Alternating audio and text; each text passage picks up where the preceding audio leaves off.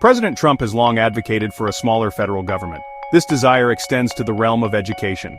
He has made his intentions clear with a recent executive order. This order aims to close the Department of Education entirely. This bold move has sparked heated debate. It represents a significant shift in the landscape of American education. At the helm of this proposed dismantling is Education Secretary Linda McMahon. She has been tasked with overseeing the department's closure. McMahon's approach has been two-pronged. First, she has significantly reduced the department's workforce. Second, she is actively working with Congress to gain legislative approval for the closure. This is no small feat, as shuttering a cabinet-level department requires congressional action. This executive order signifies a dramatic change in the federal government's role in education. It remains to be seen whether this bold move will ultimately succeed. However, the attempt itself has ignited a firestorm of controversy.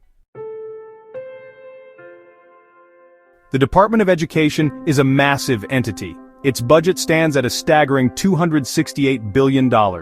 This represents a significant portion of the federal budget, a full 4%. The department's influence is far-reaching, impacting students across the nation. A significant portion of the department's funding is directed towards schools in low-income communities. These schools often serve a high percentage of students living in poverty. The department also plays a crucial role in supporting children with disabilities. Federal funds are essential in providing these students with the resources and accommodations they need to thrive. Beyond direct funding, the Department of Education also manages the Public Student Loan Program. This program is a lifeline for millions of Americans seeking higher education. The department's responsibilities are vast and varied. They touch upon nearly every aspect of the American education system. The potential consequences of closing the department are enormous. Students, educators, and policymakers alike are grappling with the uncertainty that lies ahead. The future of American education hangs in the balance. The executive order to close the Department of Education reflects a core belief held by many conservatives, that education is best handled at the state and local levels.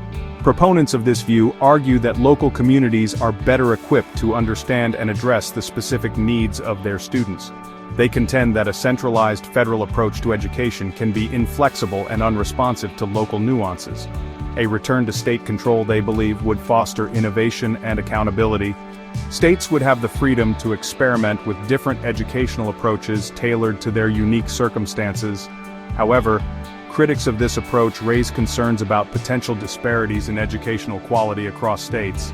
They fear that a decentralized system could lead to a widening of the achievement gap between wealthy and impoverished students.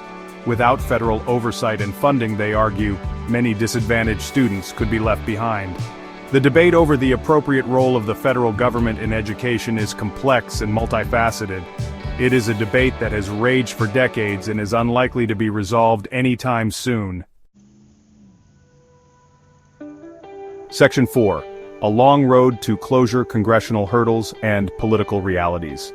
While President Trump's executive order sends a strong message, the path to actually closing the Department of Education is fraught with obstacles. The most significant hurdle is the need for congressional approval. Closing a cabinet-level department requires an act of Congress, a process that is far from straightforward. It involves navigating a complex web of committees, hearings, and votes. Given the current political climate, securing the necessary congressional support is far from certain. Moreover, even if the executive order were to gain congressional approval, the logistical challenges of dismantling such a large and complex department should not be underestimated. Untangling the web of programs, funding streams, and regulations would be a monumental task. It is a process that could take years to complete and would likely face significant resistance from stakeholders invested in the status quo. The road to closure is long and arduous, with no guarantee of success. Section 5. The uncertain future of federal education policy. The fate of the Department of Education remains uncertain. The executive order to close it has ignited a firestorm of debate, but its ultimate impact remains to be seen. Even if the department is not fully dismantled, the very real possibility of significant budget cuts and policy shifts looms large. This uncertainty has left many in the education community feeling anxious and apprehensive. The potential consequences of closing the department, particularly for disadvantaged students and those with disabilities, are significant and far-reaching.